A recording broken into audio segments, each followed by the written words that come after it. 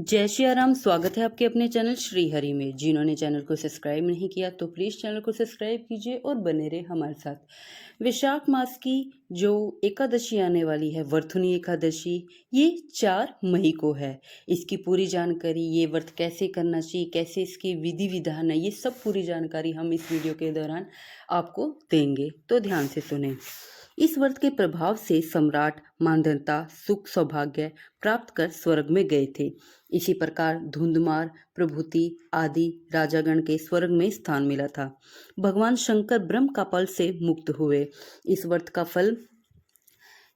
फल कुरुक्षेत्र में सूर्य ग्रहण के समय सुवर्ण दान देने, कन्यादान करने, विद्यादान और हजारों वर्षों तक ध्यान मग्न तपस्या करने से मिलने वाले फल के बराबर होता है। ये व्रत इस लोक और परलोक सुख सौभाग्य प्रदान कर इच्छाओं को पूर्ण करने वाला होता है। इस व्रत को करने से सभी प्रकार के पाप नष्ट होते हैं। रात्रि जागरण कर जो इस दिन भगवान की पूजा करता है, वह अपने सब पाप धोकर परम गति को प्राप्त करता है। इस व्रत की कथा का महत्व पढ़ने और सुनने से सहस्त्र गोदान करने के समान पुण्य मिलता है। वरथुनी एकादशी का व्रत वैशाख कृष्ण पक्ष की एकादशी के दिन रखा जाता है। इस दिन व्रती को उपवास करना चाहिए। उपवास में केवल फलाहार ही करना चाहिए। व्रत के एक दिन पूर्व यानी कि दशमी के दिन से व्रती को मांस, मसूर, शहद, चना, शाक, कद्दू, तामसी भोजन और मैथुन पत्नी सहवास का त्याग कर देना चाहिए।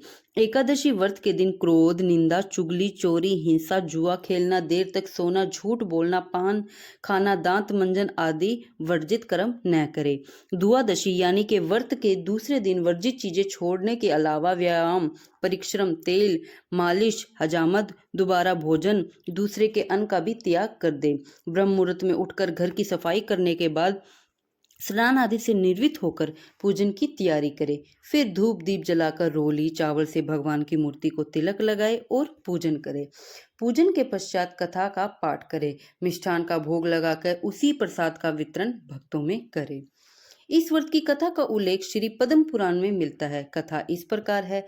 प्राचीन समय में मांधाता नाम का एक परम तेजस्वी राजा नर्मदा नदी के तट पर रहता था। वह दानी और तपस्वी था। एक दिन वह तपस्या में लीन था तो उस दौरान एक जंगली भालू आकर उसका पैर चबाने लगा।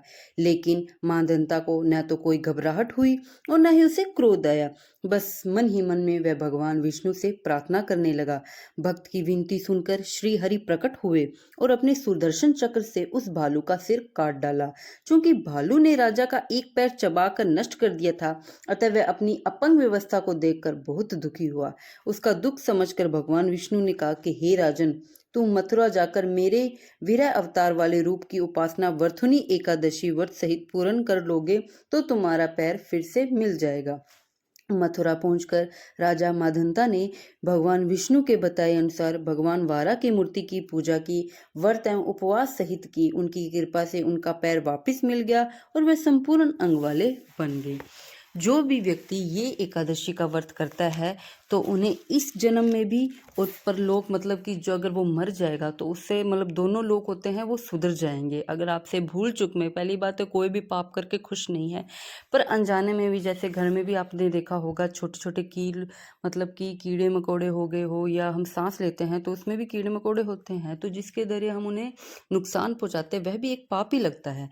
लेकिन एकादशी के द्वारा हम इन पाप से मुक्ति मिल सकती है। तो एकादशी का व्रत कीजिए, इससे आपको पाप की भी मुक्ति मिलेगी और साथ में अगर आपने कोई पिछले जन्म में भी बुरे कर्म किए हैं तो उससे भी निवारण हो जाएगा। अगर कई क्या होता है कि हम व्रत नहीं कर पाते, क्योंकि आज के टाइम में दवाइयाँ भी बहुत ज़्यादा चलने लग गई, हर कोई बीमार है।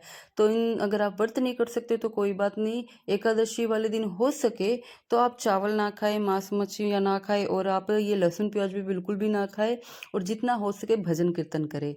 तो वीडियो जितना हो सके वीडियो को शेयर कीजिए, बने रहे हमारे साथ। जय श्री राम, राधे राधे, जय सीताराम। और प्लीज़ कमेंट में राधे राधे जरूर लिखें। और अगर आपको और भी कोई कथा कहानी आपको जानकारी चाहिए तो नीचे कमेंट बॉक्स पर कमेंट करके हमें बताइए। जय श्री राम।